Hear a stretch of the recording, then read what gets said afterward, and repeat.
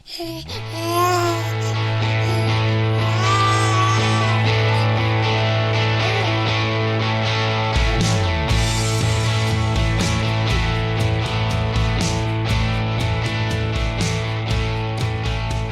to the Aging Well podcast. I'm Jeff Armstrong here with Corbin Bruton.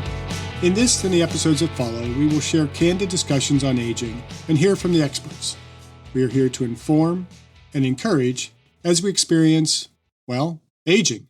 For many, aging well is simply not getting sick, maintaining some level of cognitive function, and being able to be active. In this episode, we discuss successful aging.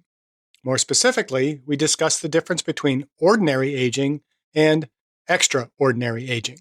So someone once asked me a question.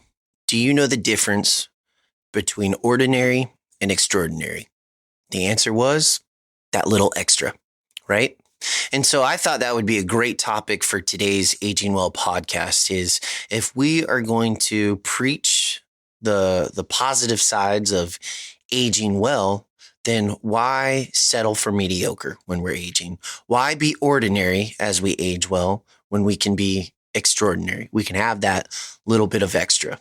What do you think about that? I always, in like my blog and other writings, even as I teach, I tend to write extraordinary with parentheses around the extra because I tend to think of extraordinary as being, just that 98-year-old person that deadlifts 300 pounds. And, well, that can never be me. So, I just keep going the path I'm going. But each in our own way can be beyond ordinary in our aging and in our lifestyles. And so, I think it's important to talk about going beyond just the ordinary aging process.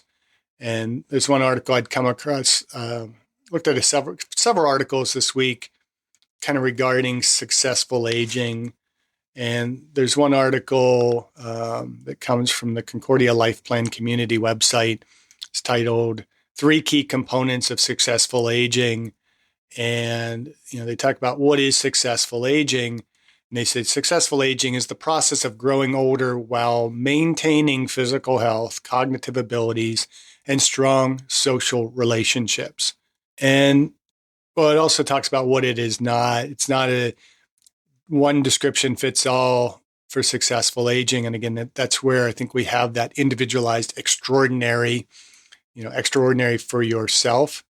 But I find it interesting that they define successful aging as the process of growing older while maintaining physical health, cognitive abilities, and strong relationships. To me, that is ordinary successful aging, whereas extraordinary successful aging is rather than maintaining physical health. Let's see if we can improve our physical health as we age. Let's get stronger. I saw a article the other day, and I'm going to see if I can kind of find it here quickly because I did share it on social media. So and it's right near my top. So it's a video on breakingmuscle.com. It's watch this 80-year-old deadlift 150 kilograms, which is 330.7 pounds on his birthday. So he's 80 years old. I'm like, that's awesome. But my goal right now, yesterday in my workout, not to boast or anything, because it's really not that significant. There's tons of other 59-year-olds that can deadlift a lot more. But for me, it was a pretty good deadlift. I did. Using a hex bar, I was able to deadlift for 2 reps, 425 pretty easily. And my goal is to actually do more than that. So if I can maintain that lift for another 20.7, or what is it? I don't know, whatever the breakdown is, about less than 21 years, because in 21 years, I'll be 80. Then that's going to be a far more impressive video. Look at this 80-year-old who's 6'5", deadlifting 400 plus pounds. That's kind of my goal. And there's going to be some incremental improvement in that, but also if I can simply maintain where I am at, then when I'm 80, it's going to be much, much more impressive. It's probably not that impressive for a 59-year-old, deadlifting just over 400 pounds, but an 80-year-old? I don't know, man. I think in today's society, how a good majority of society is, I think that's But pretty impressive. but again, we're looking at ordinary aging versus extraordinary aging. Ordinary aging, most people who are just aging ordinarily and we'd consider fairly successful aging are getting to the gym 3 times a week. They're not significantly losing muscle mass. They are still pretty active and they're still able to do some things, still able to play with their grandkids, but they're still slowing down at a certain rate. Extraordinary is you are defying that aging process and trying to push yourself even more, and when I kind of shared this article, I talked about wanting to maintain a 400-pound plus. Ideally my goal is 200 kilograms, a nice even number, but that's going to be, what is that, about 240, well, it's 240 pounds. Come on, it's easy math. I'm not far from doing that. I haven't done it yet, but I know it's achievable. And by my 60th birthday, I intend to surpass that. And if I can maintain that, then the ordinary becomes extraordinary. And a lot of really moving from ordinary aging to extraordinary aging is just trying to do a little bit more than just hitting the maintenance mark. Just a little extra. Yeah, just a little bit more, because you do a little bit more than the guy next to you that's doing nothing 2 years from now, 3 years from now, 4 years, 5 years, 10 years. That gap between you is growing significantly. And, you're seeing it probably in your age group. How old are you now? I just turned 34 in August. 34. How many of your peers from college have maintained where they were in their 20s for 10 years or so? Some of them have. The ones that were in the exercise science degree with me, a lot of them have, but they better have. A lot of them. Other ones, not so much. Even myself, within these last 2 years, but I'm getting back on that wagon. Enough is enough, and I'm sick of feeling the crumminess of the effects of when the world shut down. Yeah, and that's another thing. You can even look at managing COVID in an ordinary fashion or an extraordinary fashion. Right. There's a lot of people that have come up with countless excuses for why they're worse off now than they were pre-COVID, when there are many others who took that opportunity to, since they're at home, to do more home exercise, getting out walking more. For myself, I was able to take the time that I wasn't commuting and translate that into more exercise, more reading. So, my spiritual, physical, intellectual, emotional, and social development was much greater because I had more opportunity. See, I didn't have that opportunity, but I'm now getting that opportunity again. So during the time of the pandemic, where I worked, there was a ton of overtime that was optional, but it was also strongly suggested to be mandatory. So it was it created a very sedentary lifestyle and just focus. Now that we're coming to the end of that, it's like, okay, let's get back into the swing of things. Let's start focusing on my health.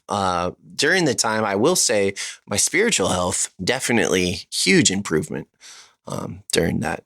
So I'm sorry, I keep interrupting you, but no, that's okay. And I think, that difference between ordinary aging and extraordinary aging also is an element of choice. What do we do with those opportunities or lack thereof, and how we prioritize what we can do with what's available.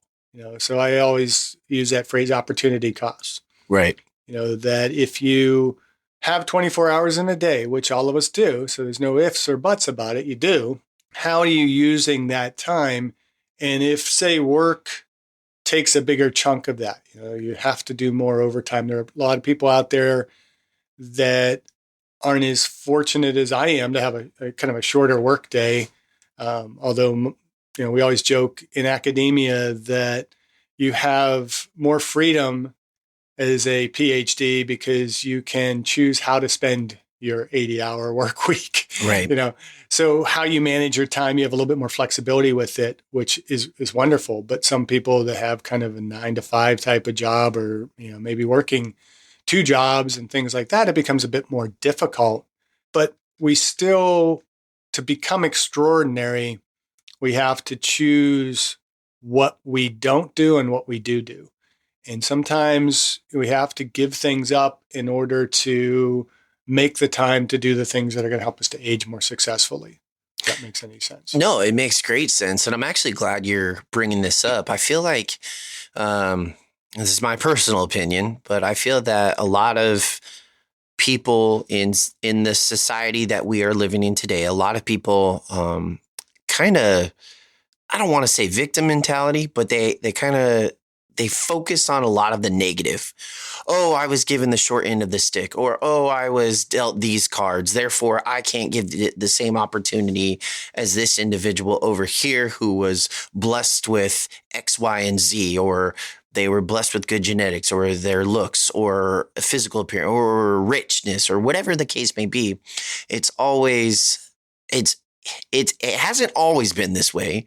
It used to be work hard and you will achieve anything. And we've kind of transitioned into, well, they have the advantage over me, therefore I'm going to give up, and that's not fair. Well, yeah, a lot of people get dealt, a poor hand, or a lot of people do get the short end of the stick, but that doesn't mean you have an opportunity in front of you to just give up. In fact, it has an opportunity to improve on that. You don't have to wait for a door of opportunity to open. You can start knocking on those doors and see if someone answers it. What's really cool about where we live is, if you don't like the position that you're in, if you don't like where you're at in life, you have the opportunity to change it, but you have to be the one willing to change it. Don't point your finger at, like, well, this obstacle's in front of me, or this person's not allowing me to, or, I don't have this skill set, or I have this hindrance. Move forward. But the real challenge is, especially in the subject of aging well, how do we encourage an individual to unleash their inner Jack LaLanne, right? To challenge themselves, to be better, to move forward as they're aging. I feel like that's almost like a lost personality trait in today's society.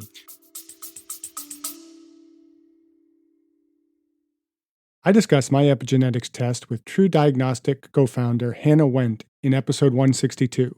Epigenetic testing measures baseline and changes in your pace of aging, giving you the power to steer your anti-aging or health and wellness journey in the right direction. I learned that I am aging well. Click on the affiliate link in the episode description, use the promo code AGEWELL, and receive a 12% discount on your epigenetics test and monitor your pace of aging. Well, and I think, we have become a society too where, I think you mentioned kind of the victim scenario.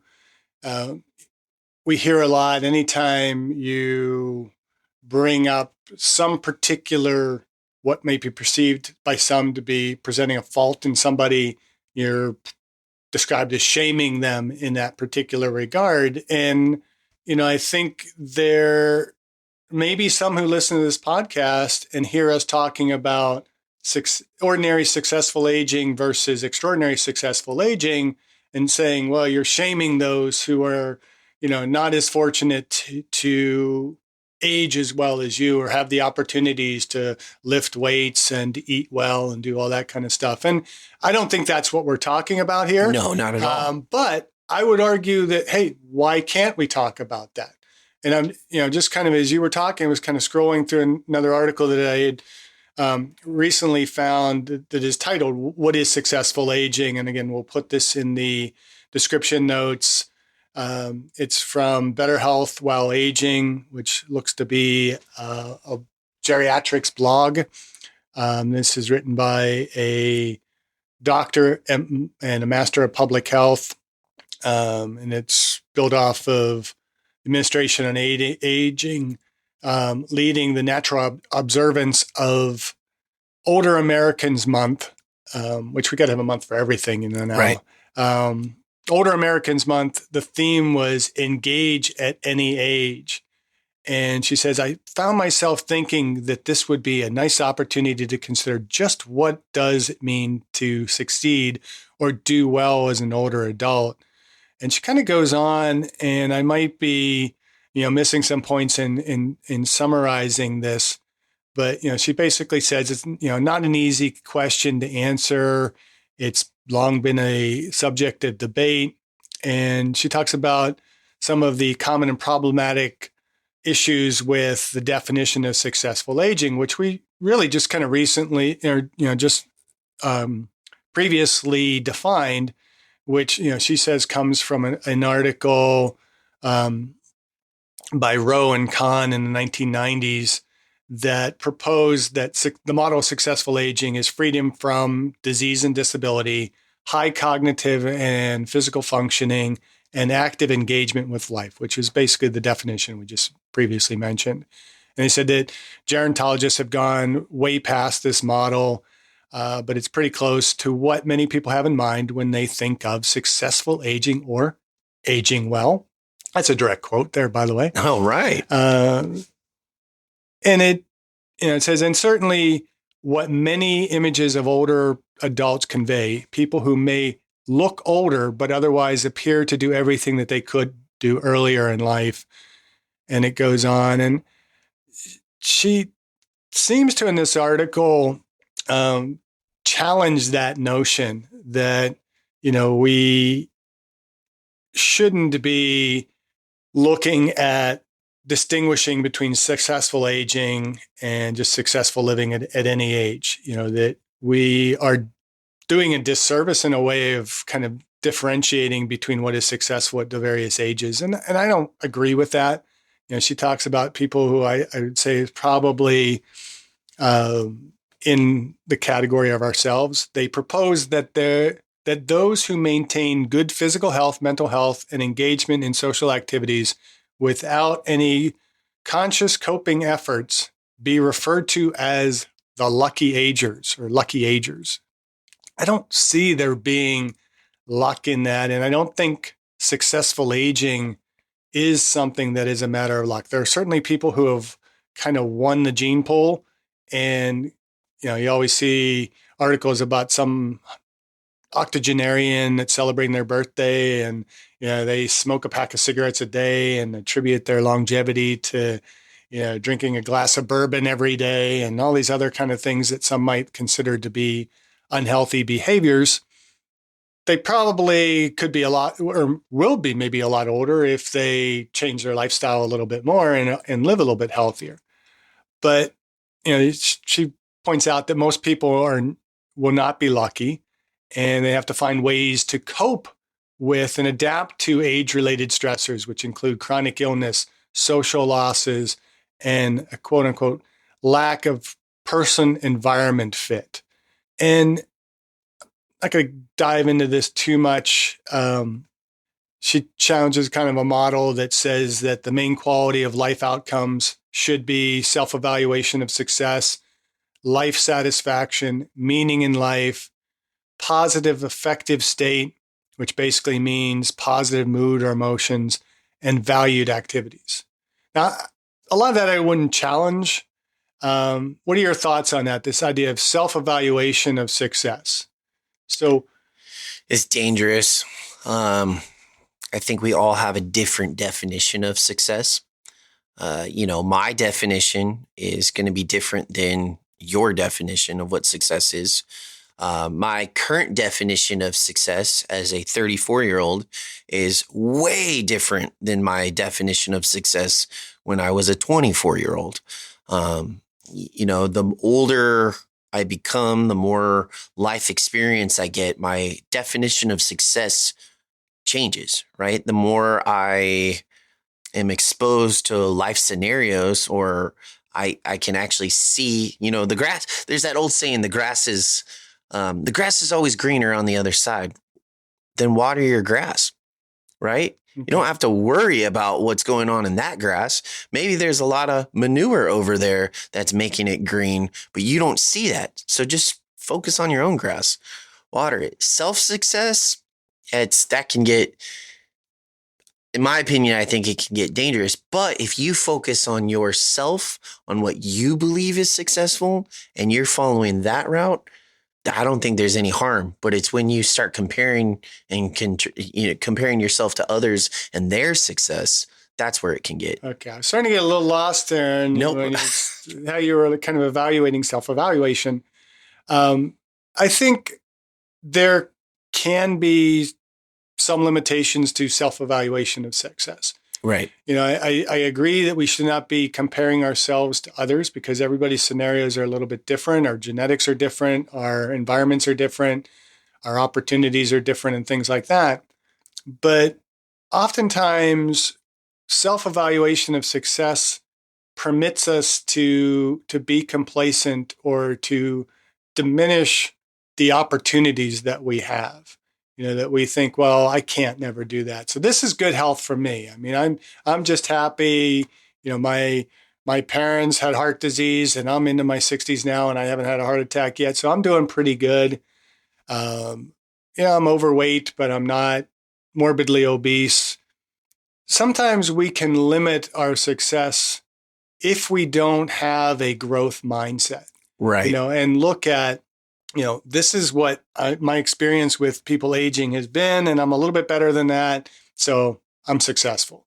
But are you as successful as you possibly can? And so when we look at self-evaluation of success, again, it can't be compared with others. It needs to be, am I achieving my highest level of potential with the opportunities that I've been given?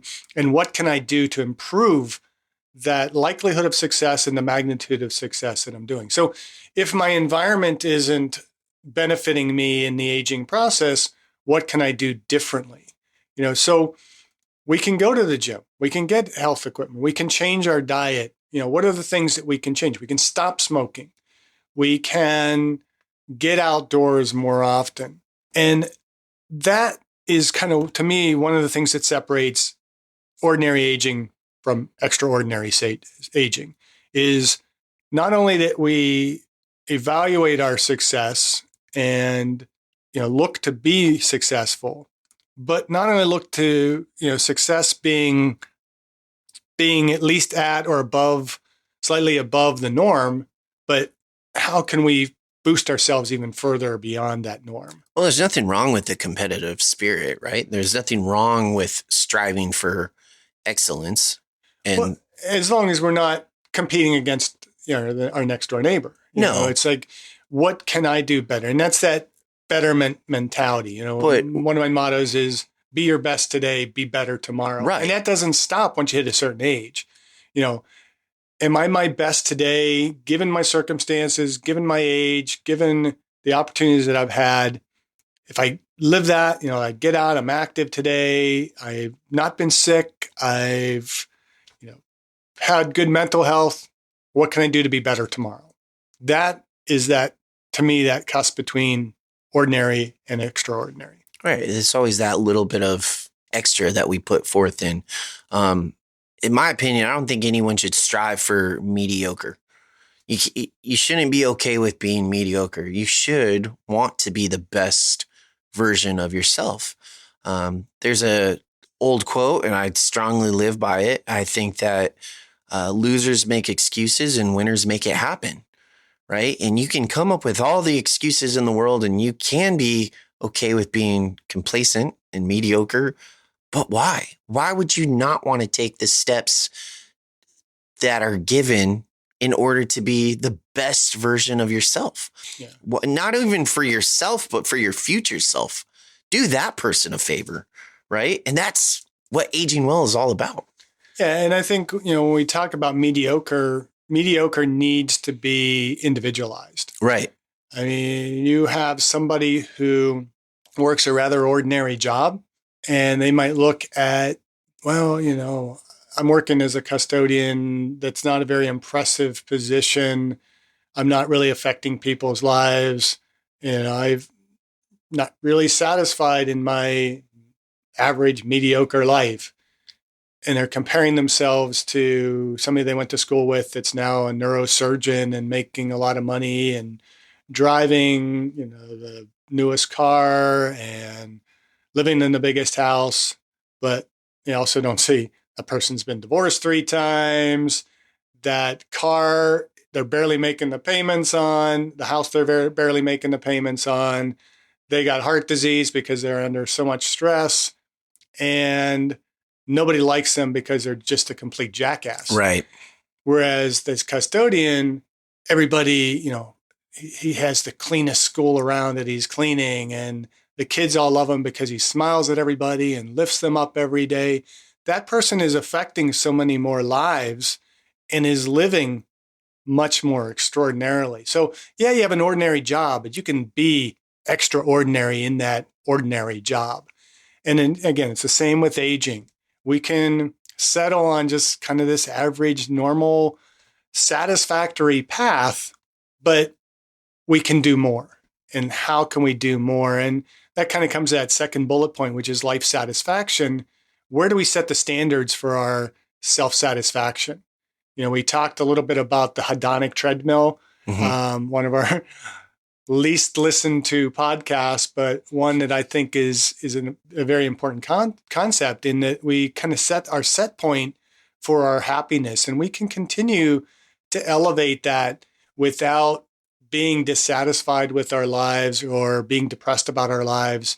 We can just continue to find new ways to boost our happiness, to produce our satisfaction in our life, and kind of goes to the next bullet, our meaning in life. If we have meaning to our life and purpose, and we're living a purposeful life, then that is going to help us to be much more extraordinary in our aging, rather than just kind of plugging along, hoping that, okay, I got a pulse today. That's good. It's a good day. I got my pulse. Well, what are you doing once you kind of wake up in the morning is what is moving you from ordinary to extraordinary. And if you're in a phase of your life where you're like, well, I tried to be extraordinary, but it was such a mistake. Just remember, like, in the road of life, we don't make mistakes. We make learning opportunities, right? So learn from any mistake and capitalize on that, grow, develop a skill set. I kind of want to get back to those 3 main topics that were in that article, as far as physical health, mental health, and social health. I think as far as physical goes, I know we cover that a lot, especially in this podcast. And we talk about the physical, we talk about the nutritional. Mental health, I think that's going to be awesome, because it's not just our mental mind. That's also going to tie in with emotional health. It's going to tie in with spiritual health. And then as far as social goes, I think we've only talked about social health and going out to social events. I know we mentioned it in our wine tasting podcast, that one, the importance of having that support system and that social, we can do everything on our own, but having that social interaction, it's just one more thing that kind of pushes people to get out of that ordinary lifestyle and into that extraordinary, like surrounding ourselves with extraordinary people. I mean, that's just one more tool for success, in my opinion. But, and I think sometimes too, with aging, it's even more, you almost, as you age, it almost becomes more important to become that influencer in people's lives rather than to be surrounding yourself. Because I think if you focus on that as you age, having those people around you, eventually they start to pass away. And the older we get, we start losing more and more friends. I lost 2 of my college fraternity brothers this year, and a couple other people from high school. And, it's like, I don't feel that old. I shouldn't be losing friends that are actually younger than me or around my age. But eventually, as I keep getting older, I'm going to be losing more and more people around me. And if my goal is to keep living long and living well, and I'm into my hundreds, I might be alone in my peer group, right? But I will get to the point where my life satisfaction is going to come from who am I affecting? Whose lives am I touching on a daily basis? That's why I love the fact that I'm, just now getting into coaching, strength and conditioning for my son's high school wrestling team. My son's a senior. He's going to be graduating next year. But so many of these kids that are coming up, I want to see these freshmen through. And, eventually I want to have been around so long that I'm influencing people that I've never had contact with before or not. And my son is actually in Maryland right now. And so that dinging noise in the background is him texting me about the weight room at the hotel that he's at and the lack of weights for him to be able to work out. So I guess I'm raising him somewhat well. But where was I with that? I wanted to kind of bring in another article. There's, and again, we'll share the link to this. This is a article in ACTA Biomedicine that's titled Definitions of Successful Aging. It's a brief review of a multi-dimensional concept. And I think this article really does a nice job in a very short format to review what is this class concept of successful aging that we've been talking about, but how do we look at it in a more broader sense, such as healthy aging, active aging, productive aging, and they also say aging well. And in one figure I'm looking at here has kind of what is successful aging. And it divides it into two components. You have your subjective side and your objective side. From a subjective side, how do we feel about how we are aging and the things that we can do, in relative to other people. And I think perceptually, my goal with this podcast is to change a little bit of that subjectiveness for people to start realizing I can be more as I age and age well and want to be more. And then you have the objective side, which is pretty easy to measure. That's, your annual checkups. Are you, good cholesterol, good heart rate, good cardiovascular health, able to function fairly well, things that are measurable that are associated with aging, we can look at that. So we have, on paper, everything looks pretty good. But for a lot of people, they go and they get a good checkup at the doctors. They feel like, okay, I'm aging successfully. And so subjectively, they think, okay, I'm successful. But for some of us, we go and we get those objective measures. It's like, yeah, but I could be doing better. Yeah. Okay, yeah, I can deadlift 300 pounds. That's great for somebody my age. I should be proud of that. But I want to do more. We talked, I think it was episode, 48 or 49, when we interviewed Candace White and her client, Sue. Sue's going to, her plan is by the time she's 60, she wants to compete in a powerlifting event and has really never lifted weights prior to being 58. That, to me, is on the path to extraordinary aging. And I think that is an important concept to consider, that subjectively we can alter what is important to us as we age. And then it breaks this down further into the biomedical aspects and then psychosocial factors. And that's kind of defined in those earlier definitions that we brought up. And, when we're looking at biomedical, our health and our ability to do our average daily activities of living, our physical function. And again, there's a subjectiveness to that, but there's also an objectiveness to that. What is my VO2 max as I exercise? That's a very measurable, objective measure of cardiovascular health. But being able to get out and go for a 5-mile hike is both subjective and objective, depending on, what do we want to accomplish with that hike? If I have to use the little, I see a lot of people out walking with those little, what do they call them, like the Swiss poles? The little ski thing, where they ski poles. Hold it in their hand. Yeah.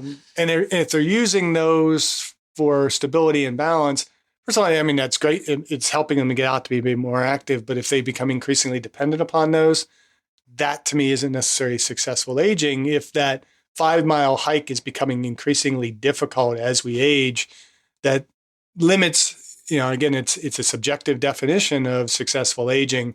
To me, that's not as aging well as I would prefer. And then cognitive function. I mean, there's certainly very objective measures that we can have of cognitive function. Most of us, we expect a little bit of cognitive decline.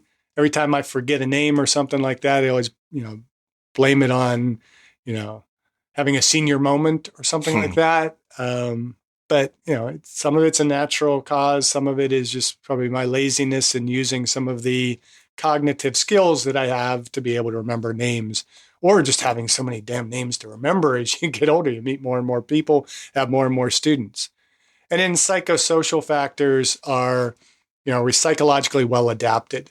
And I think that's going to be becoming much more challenging with some of the generations coming up, because they haven't experienced some of the, I don't know how to frame it without offending the Gen Zs and the Gen Xs and stuff like that.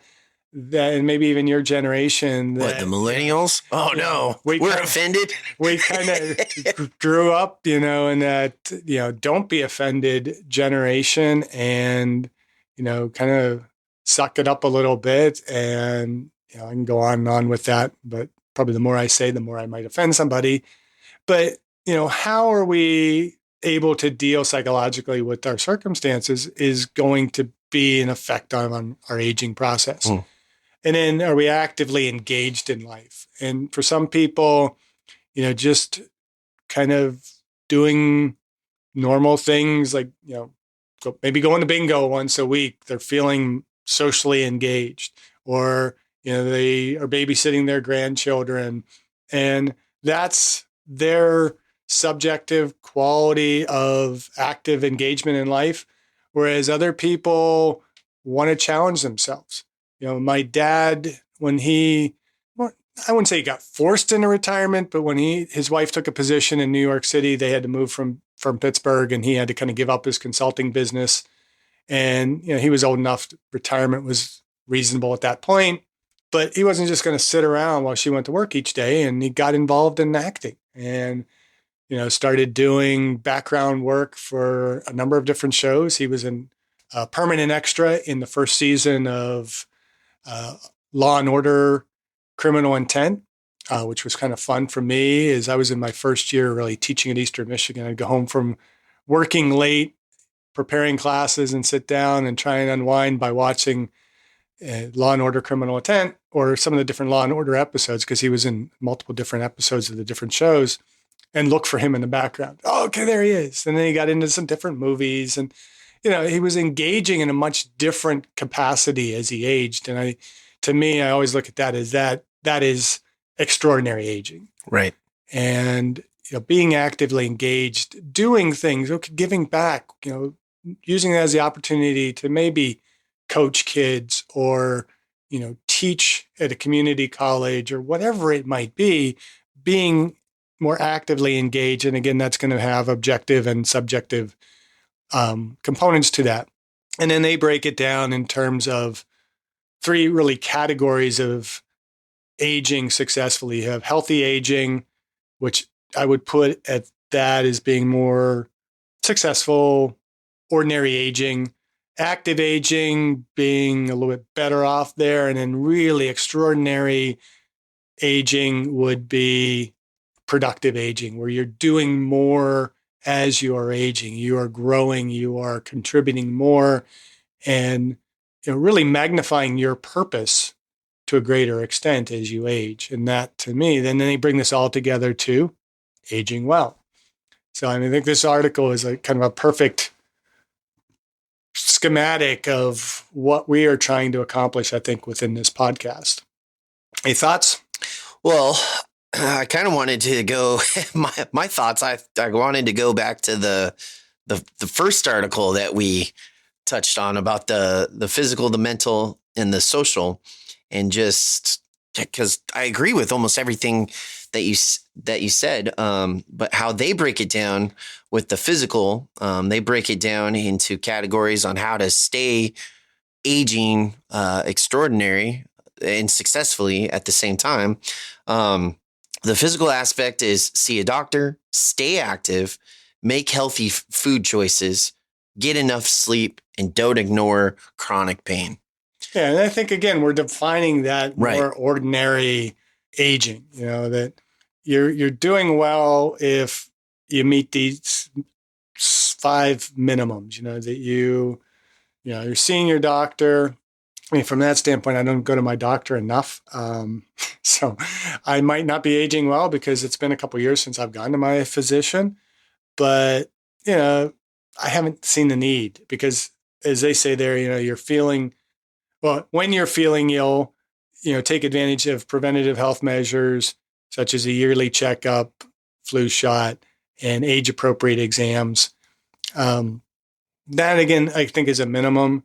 But when you're feeling ill and then you go to the doctor, you haven't really done more than the minimum in terms of aging well because you're feeling ill because you haven't done something in the front end of that. And, so that taking advantage of preventative health measures, certainly going to the doctor should be preventative, getting the checkup so that you're finding if there's some polyp in your colon or something like that. So you have that colon exam, having your prostate checked, the fun things that, we males love to have done when we go to the doctor's office. And on the other side, for the female listeners, the stuff they go through. Yeah, breast, examinations and pap smears and all those.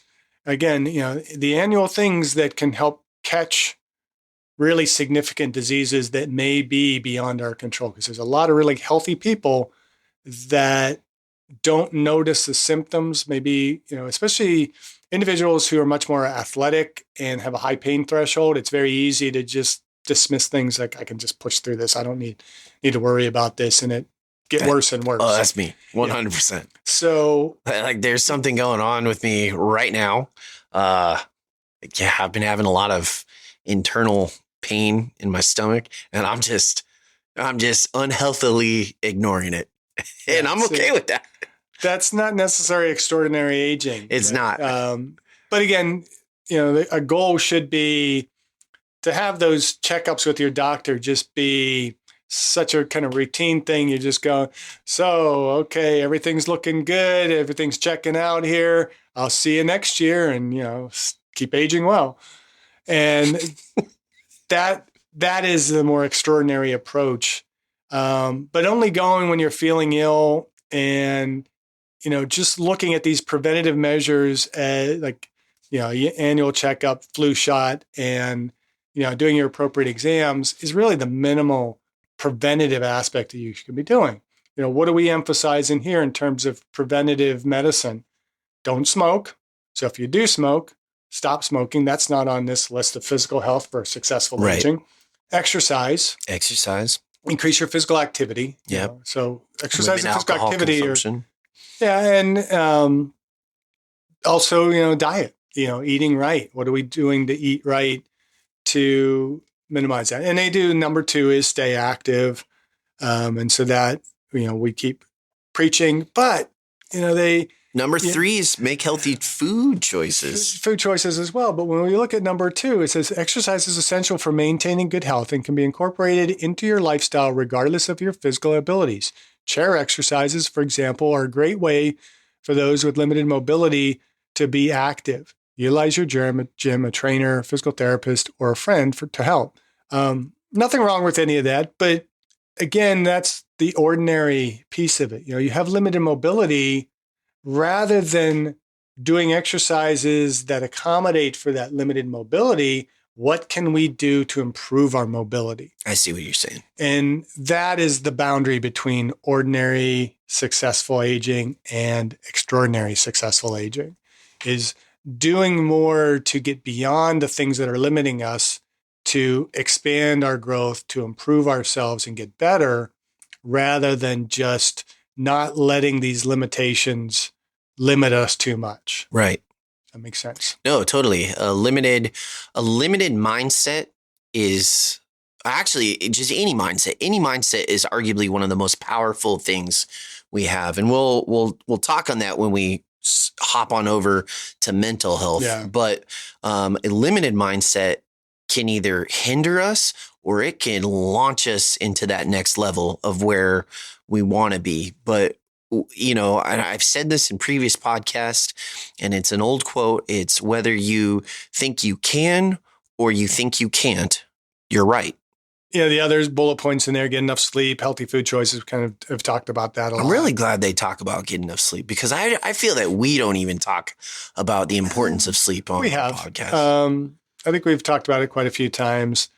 It is essential, and I think not only getting enough sleep, but having a regular sleep pattern is what moves us into that, you know, extraordinary aging.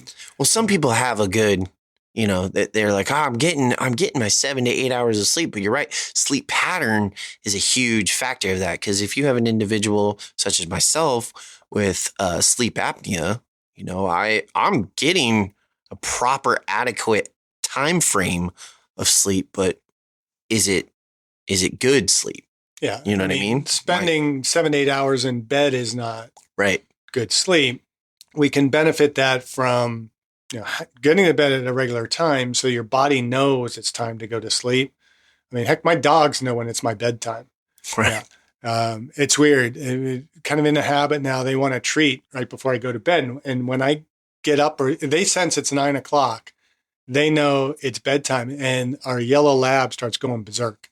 And he just says this, like, he's normally a really sedate dog, but he starts kind of going really hyper at 9 o'clock. And it's like, oh, you guys want a treat? You want something? And, you know, and I just kind of play with them a little bit, like, okay, well, what do you want? What do you want? And they kind of keep hinting to the closet where we keep the treats, and they get their treat. And then I go up to bed.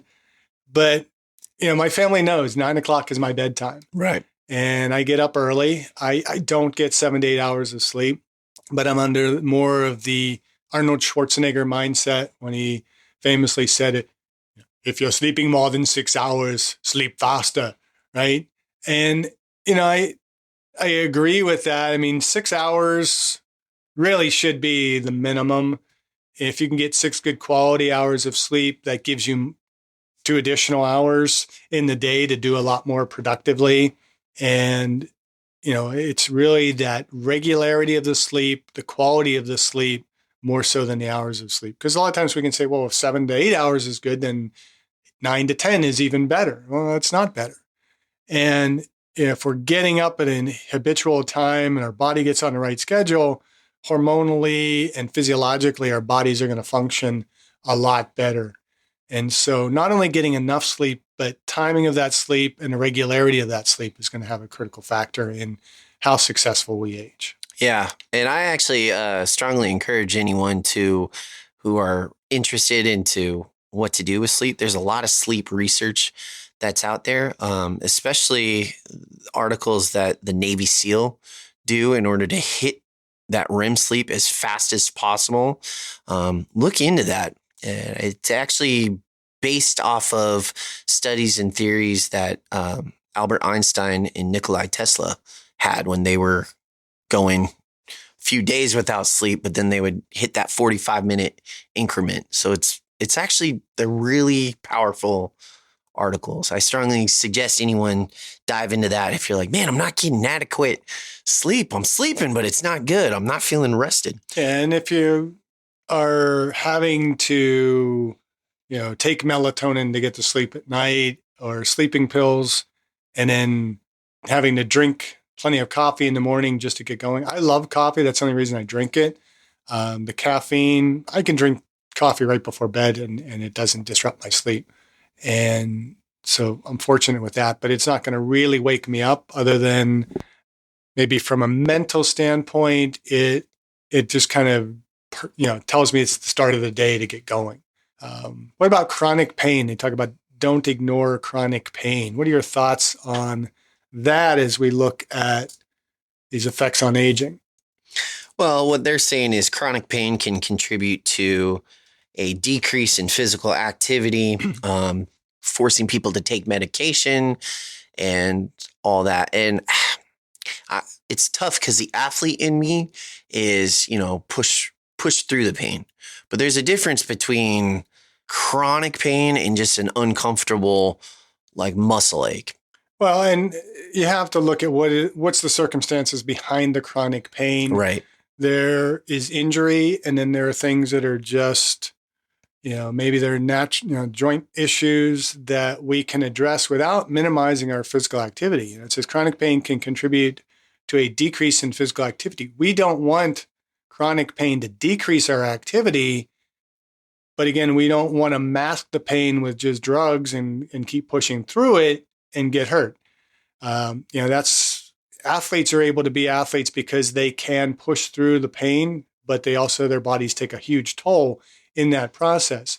As we age, we may need to alter the physical activity to manage that pain a little bit, but we should never consider decreasing the physical activity. It's modify the physical activity and deal with the source of that chronic pain and find ways that we can boost our activity, get similar activity without furthering that injury.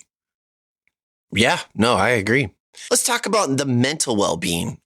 Now, mental well-being, how that article breaks it down, they have take on a challenge, work part-time or volunteer, invest in memory training apps, engage in spiritual activities, which I think is going to be one of the most important, and stay positive, which kind of ties into all of the previous 4 points in this.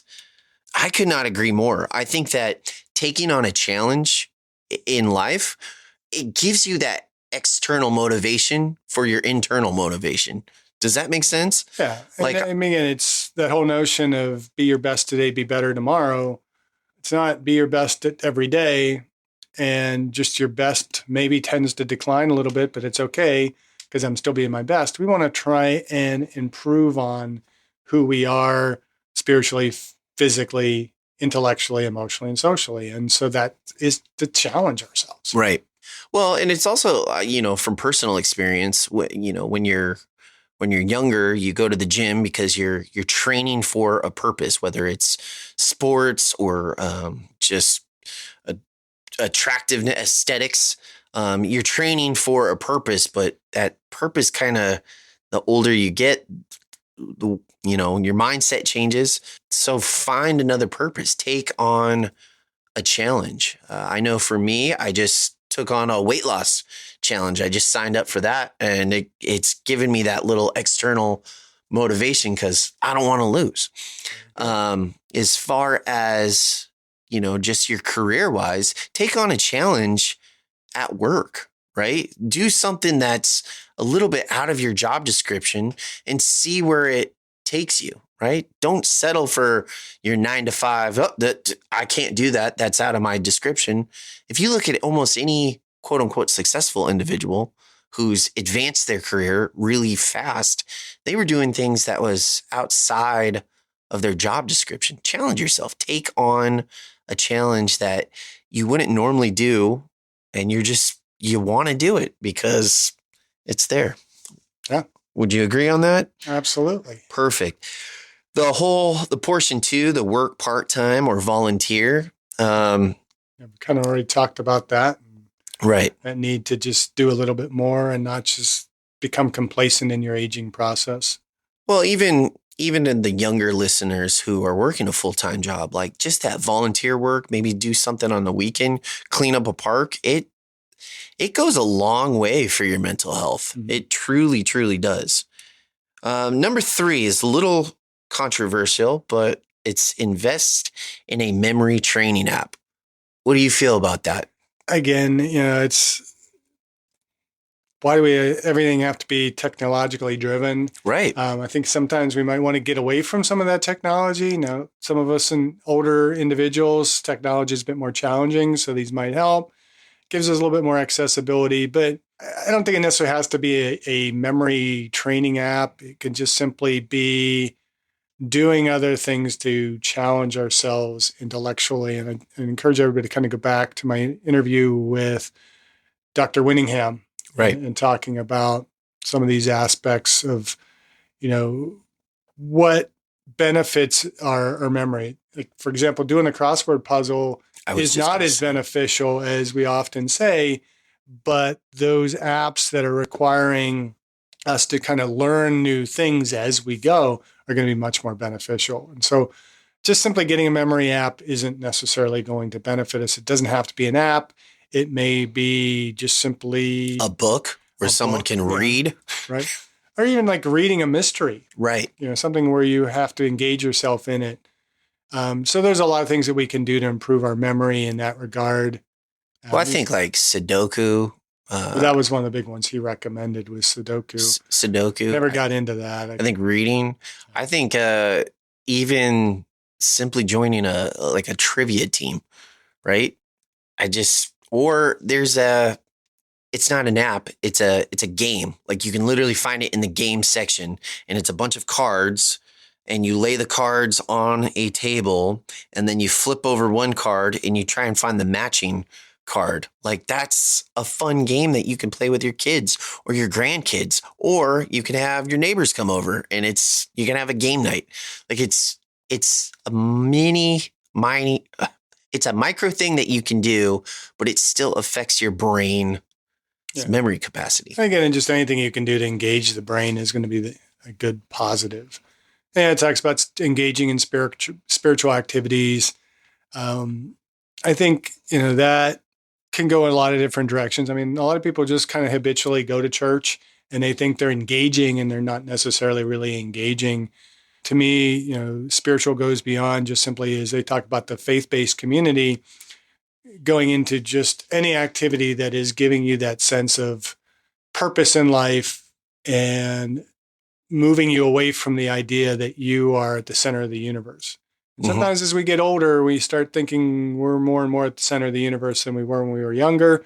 Sometimes when we're younger, we're maybe a little bit more in that. Maybe we go through cycles in life, but doing things that are just engaging you in being more other-centered is going to have a healthy benefit. And along with that is, their fifth point, which is staying positive. It's very easy to get into negativity. I know that's one of my big challenges, but I can do things in the morning that get me started in being positive. But then as soon as I get on the highway, all that gets dismissed. But it probably prevents me from becoming excessively negative. That can also be slightly changed with being engaged in that spiritual activity, though. That alone can change mindsets, mentalities, positive energy, positive thought process. It all kind of everything we listed in the mental health, it all goes hand in glove. Like it really does. And it actually segues into strong social relationships, which is the third one. And with those strong social relationships, they say maintain old friendships and make new ones, travel when you can, engage in laughter, consider social media, take a class or join a group, enjoy your grandchildren. Friendships, the relationships, you're maintaining good, healthy relationships with the people around you, seek to make new relationships. And that kind of, I think, jumps to me to considering social media. I think social media can be a very destructive tool, but it can also, for those of us that are aging, and part of the reason why Facebook has been taken over by my generation and older people is that it has been possible for us to keep connected to people who we have known from the past. I increasingly almost every week I'm getting connected to somebody I went to high school or college with. And, I couldn't keep those relationships because it moved around enough. And I have friends from all over the globe right now that I can stay connected with through social media. And that helps me quite a bit because I don't have a lot of physical interactions with people other than, my students and things like that. And it's a little bit different of a social relationship. Well, I also think we also have to be weary of the negative portion of social media. We kind of talked about this earlier in this episode, where if you're comparing or you're contrasting yourself to another individual, social media that's usually where that happens is, oh man, this person got to travel. Oh man, this person just bought a new house. Oh man, this person did one more thing of success and they're living my dream. But in reality, we're not seeing how much they saved up for that traveling. We're not seeing the arguments that they had with their significant other in order to overcome those financial differences to purchase that house. Facebook is great to connect with him over there or her over here and ties us all into one community, but it also shows us only the positive of what we want to show an individual, right? Yeah. And I would probably argue that for those of us, and maybe it's just my social media group, but I see a lot more positivity on the older side. You are connecting with people maybe you normally wouldn't have connected with, or, I have friends that I was not that close with in high school that I'm much more closer with now on social media. And there's a greater appreciation for people's successes and what they're doing in life and encouraging. And I find it much more encouraging on the older end. I think it's the younger group that is tending to mismanage their social media to where they're allowing it to have its destructive side to it. And so, and that goes back to what we were talking about with the mindset of that victim mentality, right? And overcoming that and spreading positivity truly does go a really long way. I've probably mentioned it before. One of the things that I discovered in social media when I was starting to get really negative and I'd start, griping about things, what I learned to do was put out an encouraging word. It's basically saying what I needed to hear. And the number of people that would feedback, oh, thank you, it's like, I've had times if you just and I've told people that, when you see me being the most positive on social media, it probably means I'm going through the most crap right now. And when we take kind of that mentality and using it that way, that, okay, I'm feeling pretty crappy right now, but there's other people out there that are feeling crappy too. So I'm going to work to encourage them. In the process, we encourage ourselves and we get that feedback from other people that, begin to encourage us also. See, that to me, that little extra of being positive, that pushes you into that extraordinary category. Just no one likes a whiner.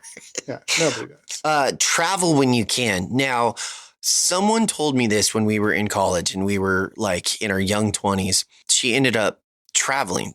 So she had her college paid for, but then she took out a student loan in order to travel the world. And I was like, why would you do that?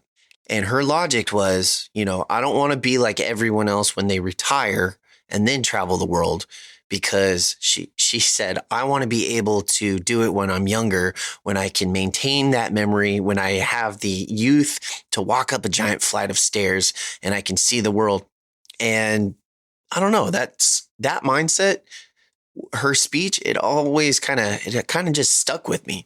So borrowing money. No, not the borrowing money part, but the traveling when you can, when you have the opportunity presented in front of you to travel. Do it. And I don't care if you do it when you're younger. I don't care if you do it when you are retired because you've saved up and you planned accordingly.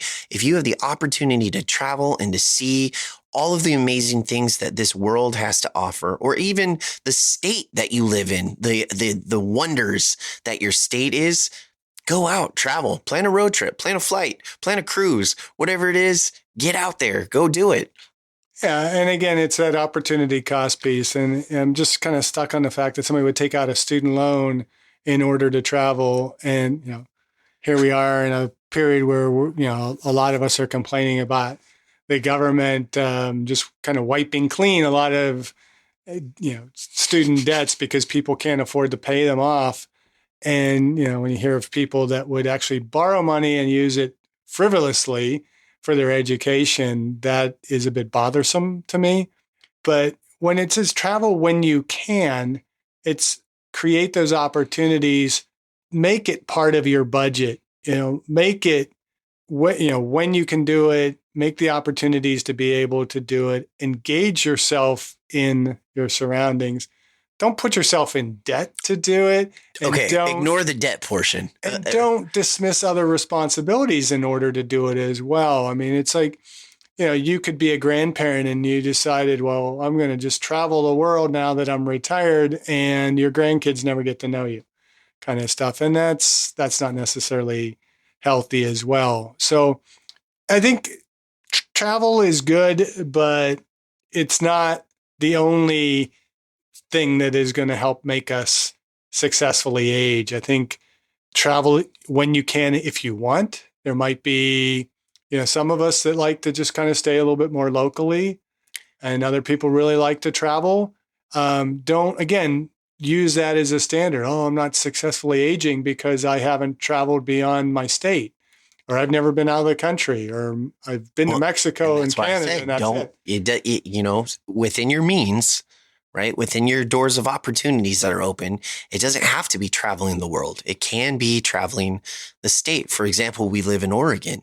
There's a lot of beauties within Oregon. We got Mount Hood. We got the gorge. We got the entire coast. We got the sand dunes.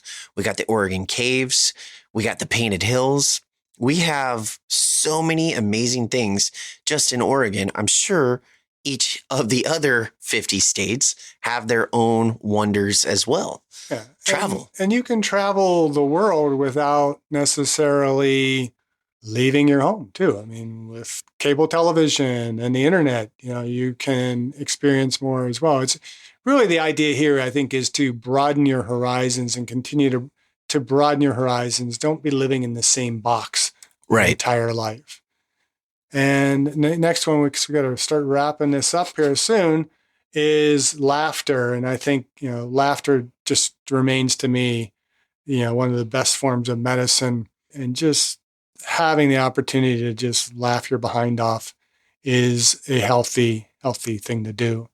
And that's, laughing more doesn't make you necessarily age extraordinarily well. It just means you're going to benefit from it a little bit more, but don't lose that humor and sense of humor. We talked about social media, joining a group or take a class. Again, it's actively engaging yourself in your community. Right. And the opportunities that are there. And that can be a class, that can be a workout class, that can be silver sneakers, that can be a hobby, a musician. It can be, I joined a group of men talking about the stock market. And I have no idea what it is that they're talking about, but it's pretty cool. And it's just kind of mingling with those individuals as well. It's try something new, join a group. If you're interested, go for it. And remember that successful aging is individualized. Not to be comparing yourself with other people. Your idea of successful aging may not match what these researchers have given as their definition. As I mentioned, there is a subjective piece. There is a more objective piece to it. Hit both of those. Feel that you are aging well. What can you do to age better? And if you're continuing to look at it from the standpoint of, successful aging being a bit more of a target, I always like to look at wellness as a target where we continue to keep hitting that target, but the target gets smaller and smaller and smaller as we seek to grow and to improve on things. We're still hitting that target, but it becomes more and more difficult to be precisely on. And we keep striving to do better, to do better, to do better. That is going to be extraordinary aging. Right. I think I think you nailed it. Okay. I think that you've set the listeners up for not only extraordinary aging, but the proper tools to age well. Yeah. Be healthy in your aging, active in your aging, and be productive, and you will age well. Thank you for listening. I hope you benefited from today's podcast. And until next time, keep aging well.